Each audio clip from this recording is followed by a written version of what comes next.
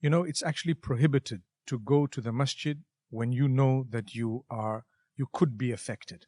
Because to affect a fellow human with a disease or with a virus of this nature, its prohibition is far greater than anything else, because you have to save life. Remember, if a person's life is at stake, they're actually at some point allowed to consume that which may be prohibited otherwise in order to save the life. The reason is the prohibition of that thing is not as bad as the prohibition of the loss of life. So those people who think, well, you know what, I'm pious, I've never missed my Jum'ah, I know I do have a bit of a cough, I know I do have, but let me just go. They're actually perpetrating something heinous. It's a major sin, actually. You know, there was a brother in one of the Middle Eastern countries where he was in quarantine in the hospital. He disappeared on Friday at 1 o'clock. He came back at 2:30. They told him, where did you go? He said, I went to Salat al-Jum'ah. And he had the virus.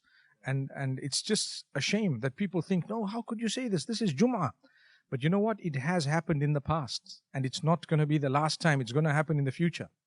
This is where all the rules and regulations come in. Mufti, I guess it all comes back to the importance of having that knowledge. Like, it's not enough to just have good intentions, because you think you're doing something good, but without the right knowledge, you could in fact be committing a grave sin. And that's the scary part about it.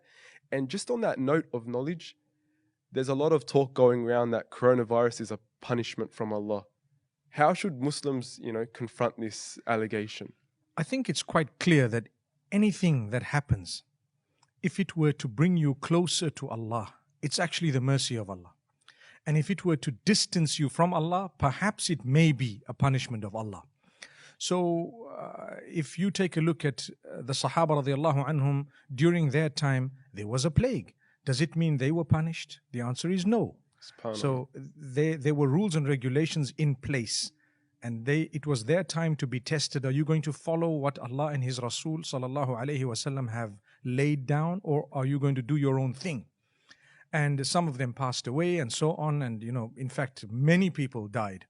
It doesn't necessarily mean that it was a punishment. For those who were driven away from Allah subhanahu wa ta'ala, or who became oblivious, it could have been.